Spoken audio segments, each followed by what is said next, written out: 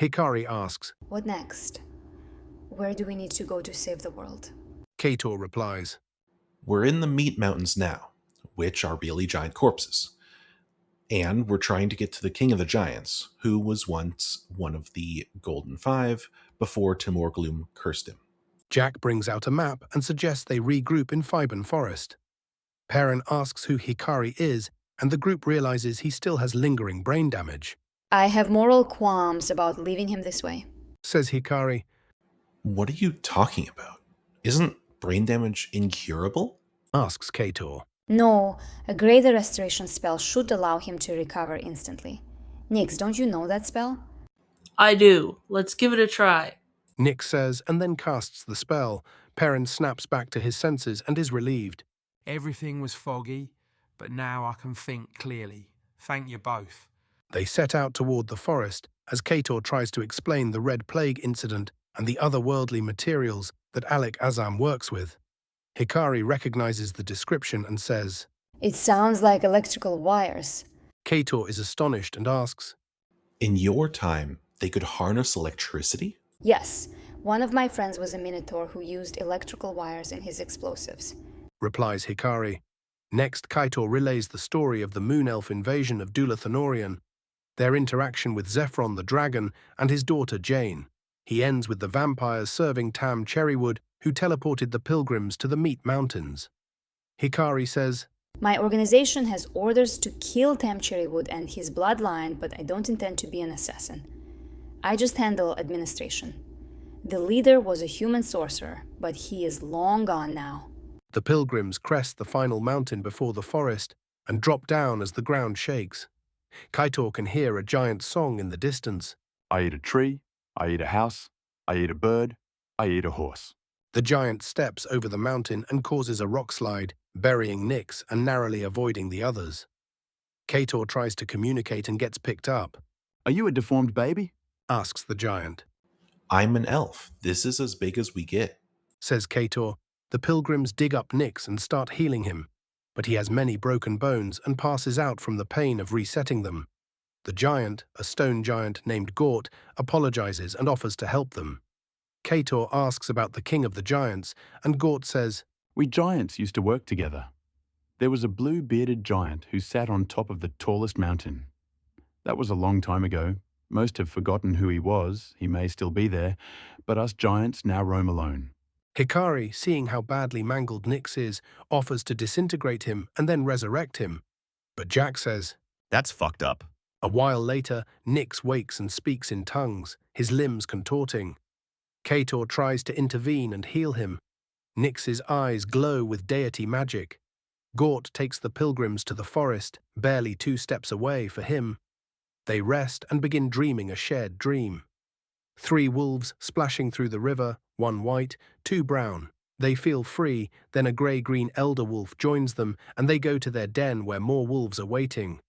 A grey pup, another brown, 1 red, and 1 white-blue. Within the dream, Hikari tries to read Nyx's mind and hears, Please let this work. I died. Morpheus brought me back. I need your protection. I need someone to lead me back. I'm his emissary into the mortal realm. Back I will come. Need me, you do not. says Dream Silenfi. In the morning, Kator asks Gort. Can you take us to where the bearded one sat? Gort agrees and looks around for materials to fashion a basket to carry the pilgrims more gently. Meanwhile, Hikari opens a door beyond life and warns. I need to make sure he comes through, and only him. What I'm doing is blasphemous. A dark magic aura clings to Hikari like a cloud of algae underwater. The ghost of Silentfi says, You don't need me. If you want my help, I will come. You are in a cycle. I am outside the cycle. Hikari responds. Screw destiny, make it yourself. Silentfi says. Maybe later. Hikari retorts. Fine, I'll let your friends know you don't care. She talks to Kator and Jack about possibly breaking the prophecy. If we resurrect Bjorn, the warrior of life who is dead, then he won't be dead. However, What if it refers to a place instead of a person, such as a tomb? Gort returns with a woven grass basket large enough for all the pilgrims to fit inside, We have to go through Shargar, and there are mean giants there. says Gort. He then climbs a tree that is even taller than himself in search of a leaf to finish the basket. While Gort is away, a giant bird perches on the basket.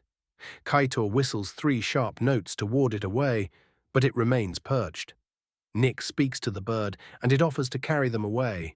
Jack offers using Tenser's floating disc to hold most of the party, with a rope attached to the bird. And the others can grab onto the bird's back or feet. The party agree, but make a short fly by the top of the tree to let Gort know. He acknowledges them and busies himself speaking with another giant who had climbed a nearby giant tree. The bird takes them over a lake and toward a massive stone building with trees growing out of it like moss. There is a golden structure under the water in a pond near the immense building. Farther along is Shargar, occupied by a few hill giants. Kaitor mentions they stole their first bag of holding from a hill giant, and they are not friendly. They fly up to the tallest mountain, which has a skull atop it.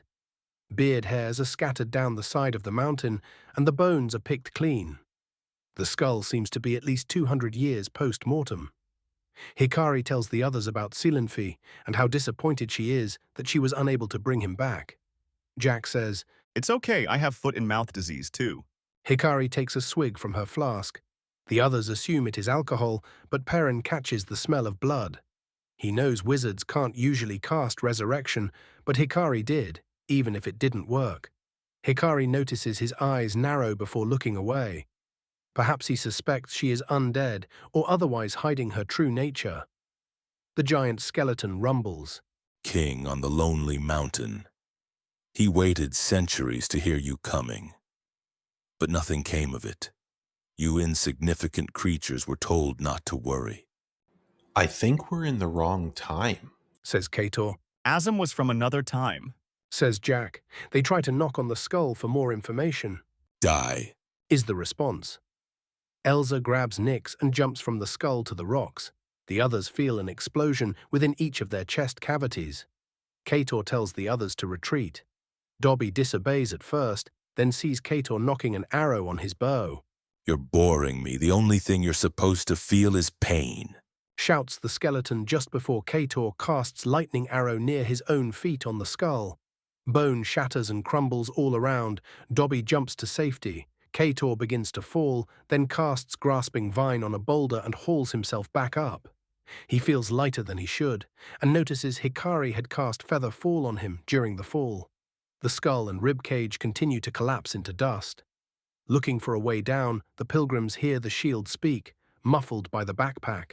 Tailwinds. Is all they could make out before it begins to sing. Remembering what it told them before, Kaitor and Jack join in, singing in as low tones as they can manage. Within a few moments, an avalanche starts far below them and exposes a set of human-sized stairs carved into the mountainside. They begin the long hike down, casting healing spells as they walk. The dark magic dissipates from around Hikari. The pilgrims see night falling, and they set up camp in a small alcove near the stairs. Nyx is sick all night, and in the morning coughs up some of the red plague fungus. Kaitor feeds him the red and white cure before the pilgrims realize they are all infected. Jack offers to duplicate the remaining vials, but can't create copies of copies, so they will be left with only 10. Kaitor says, The Grass Village chief told me he saw the King of the Giants himself not that long ago when he was on his ritual walk. But the skull looked 500 years post-mortem. Dobby, you said you were awake the whole time. How long was I asleep? 574 years, 10 months, 8 days. says Dobby. You didn't wake up. None of you did. You didn't rot, but I thought I needed to protect you from scavengers, so I hid you all in the cave. You put me in the stink hole? Shouts Perrin.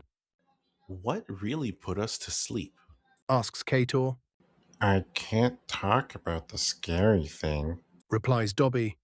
Hikari examines him for signs of a curse or magical reason why he can't talk about it. She finds he has dozens of enchantments on his clothing and more on his body. She sifts through them to find a Gaius upcast double the maximum that mortal magic can usually reach. An epic spellcast Gaius. She says she recalls an ancient myth of An eldritch beast of black tentacles, a true world eater. There was an acolyte of the beast who could cast magic beyond normal mortal limits, but even that pales in comparison to this Gaius. I've heard of that myth. The acolyte could cast 12th level spells.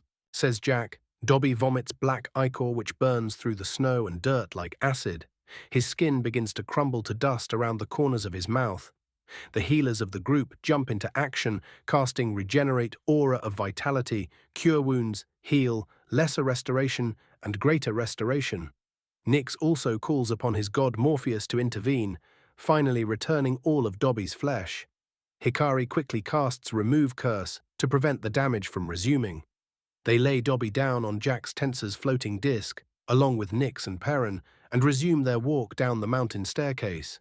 Suddenly, Perrin shouts, Bone devils. They are immune to fire and poison and resistant to non-magical, non-silver weapons.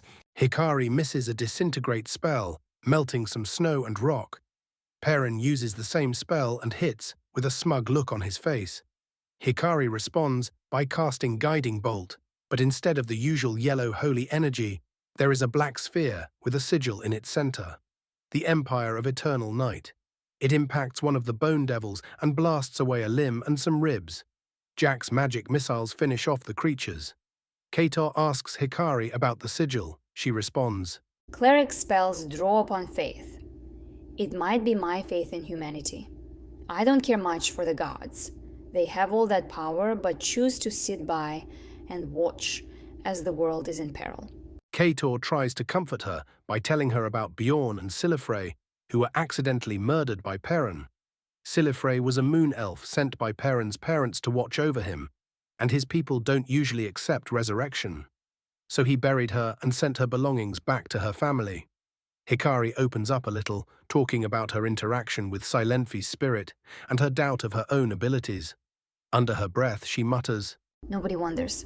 referring to her unique abilities. Kator retells the story of Silenfi leading the pilgrims through a vision of a possible future, where the sky was torn open and they had failed. He says there was a young and old version of most of the pilgrims, but not Silenfi. There was only one of him. Maybe that means he was meant to die before the final battle. Kator mentions that he noticed Hikari can cast spells that Jack and Perrin can't, and asks how this is possible. Hikari replies, My mentor was a human sorcerer with a spark of divinity. I learned much from him, but I don't have a connection to the gods like he did, so the spells are not quite the same. One of my friends was an expert in using mechanical parts to reproduce effects similar to magic spells, without the use of magic. Some spells require a strong force of personality like my mentor had, but I don't have that. I am also nervous about teleportation. If it misfires, we could end up far away from where we intend, maybe even in the ocean. Kator mentions, My father was human in the first timeline, but in every one since then, he has been an elf. How many trees did you say were in your most recent vision? Kator holds up 2 fingers. I wonder if we can cheat the timeline transfer. If we set up clones, which I learned from that scroll you gave me, inside the demiplane, which I can travel to or from once per day, we could transfer into the clones and have an extra chance in this timeline. The clones take 120 days to mature, though. It would be strange if we transferred into the clones of the other timeline. Then there would be 2 of each of us in that timeline. I recently became powerful enough to cast Plane Shift. I am not sure how these timelines work, but perhaps Plane Shift could travel between timelines as well? Kator begins to feel ill, almost like when they were in the Underdark, and it was raining spores of the Red Plague on them. Hikari says, I feel fine. UNT have a natural resistance to poison. She thinks to herself, Although that is not why I'm immune, because I'm not really UNT. I am relatively safe from these spores because I don't have to breathe. Nix casts Detect Poison and Disease and searches the pilgrims and the surrounding area for signs of the spores. Kator mentions, I used to be able to cast that spell in a previous timeline. I could probably relearn it with enough practice. Nix reveals the spores are covering everything to the horizon. Part of the forest has a heavier concentration, the mountain is only lightly dusted, but nothing is clean, even in places they haven't traveled to yet. A craw from overhead interrupts them, and the pilgrims see a giant raven attempting to protect them from two vultures, possibly descendants of the ones they avoided in the Meat Mountains over 500 years ago. Kator knocks and fires 4 arrows in quick succession, and the vulture corpses tumble down the mountainside. Nix speaks with the raven and heals its wounds. It agrees to get a friend and carry them to the river back in the forest near where they left Gort. En route, Hikari asks about her place in the visions and the prophecy. Kator rattles off a list of names and mentions how many of them haven't been part of the vision, but their help was still appreciated.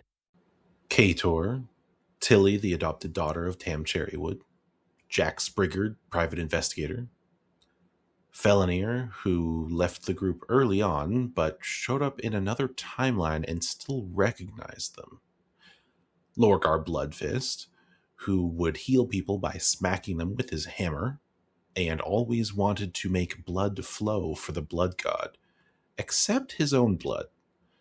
Thok, an enforcer for the Thieves Guild. Gus, who we found in a pile of naked corpses in the basement of a cultist. That's my uncle! Interjects Nix. Selenfi, Rando the dog who was friends with Bob the Dire Goat.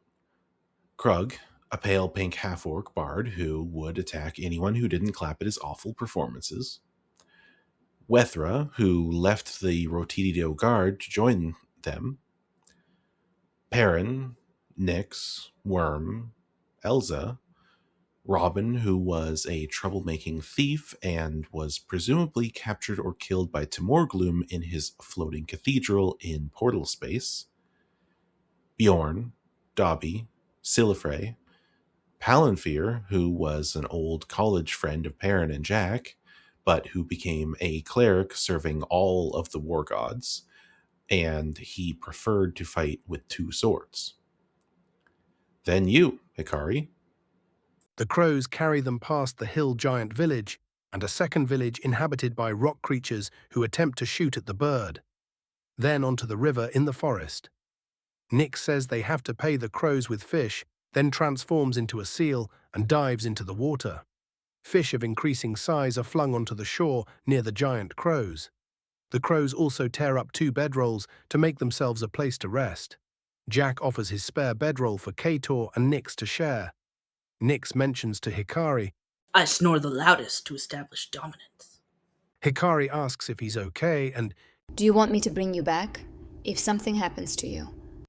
Well, yeah, but when I come back, you have to promise not to look at me. Hikari agrees and heads off to her own bedroll. She secretly drinks some blood from her flask before laying down. The next day, they survey the terrain and determine that the rivers converge near the tallest section of the forest and also near the border of the more intense spore coverage.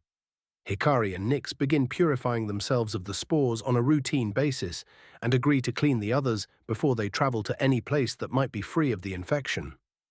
Kator feels an unmatched strength swell up inside him as his belt of frost giant strength finishes attuning to him. Nix feeds the crows with more fish, then the pilgrims fly to the river convergence near Shrur-Nar. There is a village of giants nearby, and a smaller village that looks human-sized, but is inhabited by very large rodents, and all the buildings are covered in layers of moss. They hear some fish speech and find many tracks leading to and from the river. Nix translates what he can hear of the animals. Going, getting, water, food, bad, scared, water, food. The animals have signs of heavy infection, as if they had been eating the red fungus. A human-sized rabbit man sees them and screams.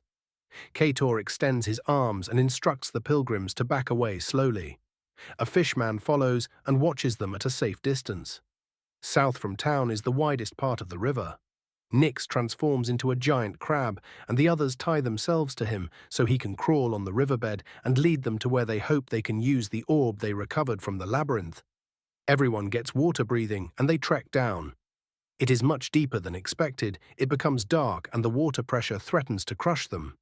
Jack casts Blade Ward on everyone, which gives them a small pressure reprieve. Kator casts Daylight, and a small sphere of light follows them into the depths. At 200 meters, they pass the top of a golden tower and climb down the sides of it in search of an entrance. There are glass windows, which shouldn't be able to withstand the water pressure, but they do. The pilgrims keep searching for a better way in, farther down. They find an unlocked wooden door, which Nyx taps open with a giant claw. He feels air on the other side, and the water is held at the doorway by a magical barrier. He climbs in, and the pilgrims see a pedestal of crowns near the back of the room.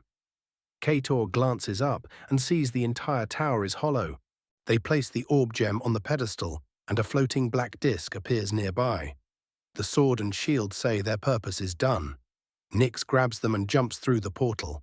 Hikari blocks the others and ensures they are cleansed of spores before they jump through the portal one by one. On the other side of the portal, the pilgrims find themselves on a rough cobble road, facing the pub of Four Corners, but most of the town hasn't been built yet.